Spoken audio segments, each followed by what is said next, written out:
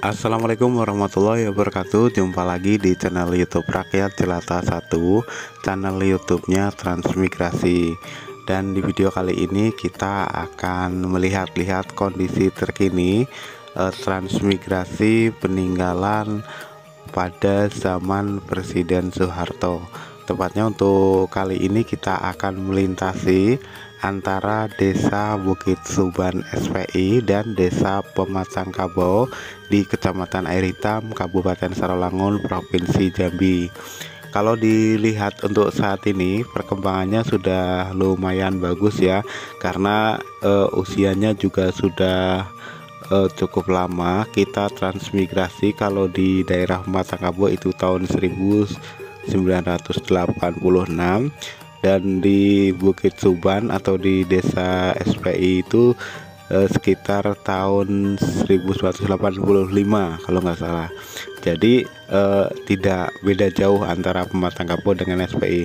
Namun di sini perkembangannya sudah cukup bagus ya, karena di sini mayoritas masyarakat itu penghasilan utamanya adalah perkebunan kelapa sawit.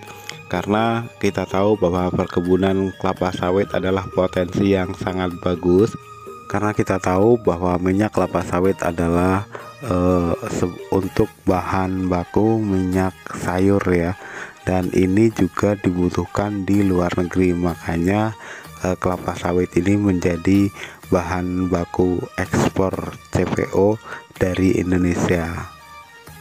Sebenarnya perjuangan para transmigran di sini itu sangat luar biasa sekali, karena pada awal kedatangannya ke daerah transmigrasi itu sangat memprihatinkan, bisa dibilang seperti itu, karena hanya diberikan beberapa bidang tanah, terus rumah sederhana, serta perangkat lain untuk menunjang kehidupan selama berada di tempat tinggal yang baru.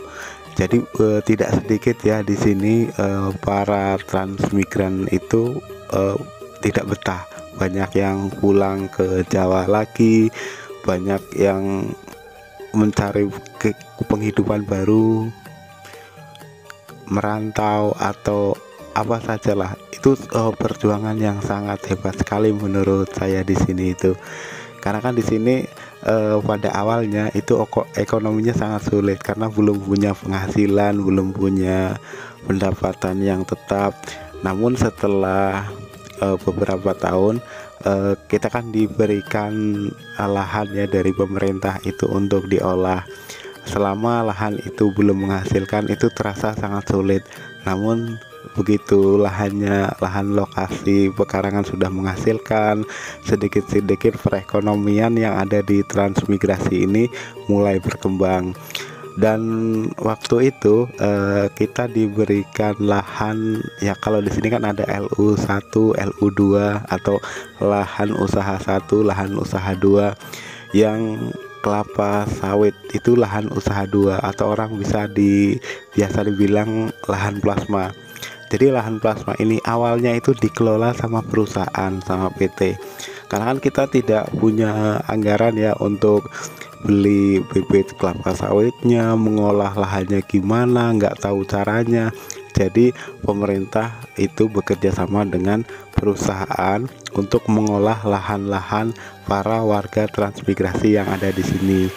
Setelah lahannya itu menghasilkan atau sudah berbuah, itu diberikan lagi ke masyarakat transmigran yang ada di sini. Jadi untuk biaya penanaman, biaya administrasi, dan selama perawatan itu ditanggung sama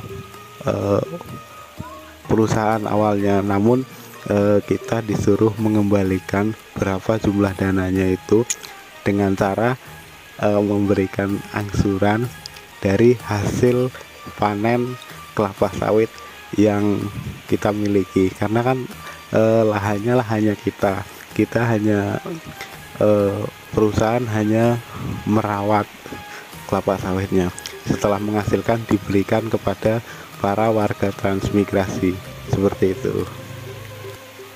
Dan pada awalnya kita di sini harus menyesuaikan diri dengan lingkungan yang baru, karena kan kita tahu di sini juga transmigrannya berbeda-beda ya, dari Jawa Timur, Jawa Tengah, Jawa Barat. Karena kan kita berbeda-beda berbeda-beda suku, jadi kita harus menyesuaikan satu dengan yang lain. Jadi itu sebuah tantangan bagi para transmigran untuk menerima perbedaan yang ada. Itu belum lagi kebudayaan-budayaan yang ada di sini juga harus menyesuaikan. Itulah cerita transmigrasi pada awalnya kita berada di transmigrasi ini. Untuk sementara kami cukupkan sampai di sini dulu. Nanti kita sambung kembali.